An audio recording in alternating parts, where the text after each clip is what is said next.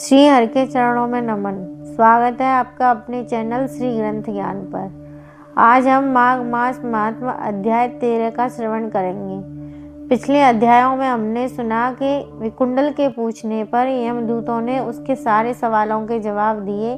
तब आगे विकुंडल कहने लगा कि तुम्हारे वचनों से मेरा चित्त अति प्रसन्न हुआ है, क्योंकि सज्जनों के वचन सदैव गंगाजल के सदृश पापों का नाश करने वाले होते हैं। उपकार करना तथा मीठा बोलना सज्जनों का स्वभाव ही होता है, जैसे अमृत मंडल चंद्रमा को भी ठंडा कर देता है। अब कृपा करके यह भी बताइए कि किस प्रकार मेरे भाई का नरक से उद्धार हो सकता है।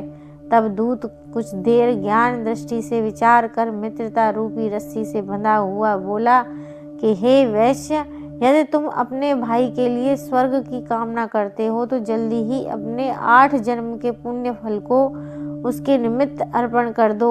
तब विकुंडल ने कहा कि हे दूत, वह पुण्य क्या है जो मैंने कौन से जन्म में और कैसे किया, सो अब बताओ, फिर मैं अपना पुण्य अपने भाई को दे दूंगा। दूत कहने लगा कि हे वैश्य, सुनो, मैं तुम्हारे पुण्य की सब कथा कहता हूँ। पूर्व समय में मधुवन में शाल्की नाम का एक ऋषि था। वह बड़ा तपस्वी, ब्रह्मा के समान तेज वाला था। नवग्रह की तरह उसकी स्त्री रेवती के 9 पुत्र थे, जिनके नाम ध्रुव, शशि, बुध, तार, ज्योतिष्मान थे। इन 5 के ने गृहस्थ आश्रम धारण किया तथा निर्मोह, जितमाय, ध्याननिष्ठ और गुणातग ने ये चारों संन्यास ग्रहण कर वन में रहने लगे। ये शिखा सूत्र से रहित पत्थर और सोने को समान समझते थे। जब कोई अच्छा या बुरा उनको अन्न देता वही खा लेते, और कोई कैसा ही कपड़ा दे देता उसी को पहन लेते। सदैव ब्रह्मा के ही ध्यान में लगे रहते। इन चारों ने व्रत, शीत, निद्रा और आहार सबको जीत लिया।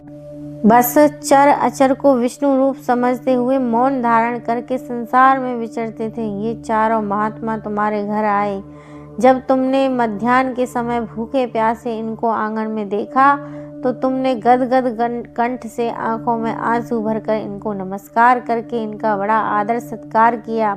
इनके चरणों को धोकर बड़े प्रेम से तुम इनसे कहने लगे कि आज मेरे अहोभाग्य है, आज मेरा जन्म सफल हुआ, मुझ पर भगवान प्रसन्न हुए, मैं सनाथ हुआ। मेरे माता पिता, पत्नी, पुत्र, गौ आज सभी धन्य हैं जो आज मैंने हरि के सदृश आपके दर्शन किए। सो हे वैश्य, इस प्रकार तुमने श्रद्धा से उनका पूजन किया और चरण धोकर जल को मस्तक पर लगाया। फिर विधि पूर्वक इनका पूजन करके तुमने इन सन्यासियों को भोजन कराया। इन सन्यासियों ने भोजन करके रात को तुम्हारे घर में विश्राम किया और ब्रह्मा के ध्यान में लीन हो गए।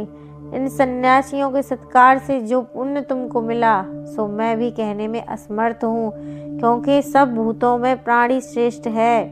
प्राणियों में बुद्धि वाले, बुद्धि वालों में मनुष्य, और मनुष्यों में ब्राह्मण, और विद्वानों में पुण्यात्मा, और पुण्यात्माओं में ब्रह्मज्ञानी सर्वश्रेष्ठ है।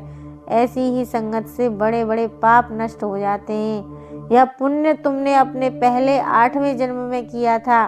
सो यदि तुम अपने भाई को नरक से मुक्ति कराना चाहते हो तो यह पुण्य दे दो। सो हे दूत के ऐसे वचन सुनकर उनके प्रसन्न चित्त से अपना पुण्य अपने भाई कुंडल को दे दिया, और वह नरक से मुक्त हो गया, और दोनों भाई देवताओं से पूजित हुए। तब दूत अपने स्थान को चला गया। इस प्रकार वैश्य के पुत्र विकुंडल ने अपना पुण्य देकर अपने भाई को नरक की यातना से छुड़वाया। सो हे राजन, जो कोई इस इतिहास को पढ़ता या सुनता है वह 1000 गोदान का फल प्राप्त करता है। माघ मास महात्मा अध्याय 13 समाप्त। हरे कृष्ण।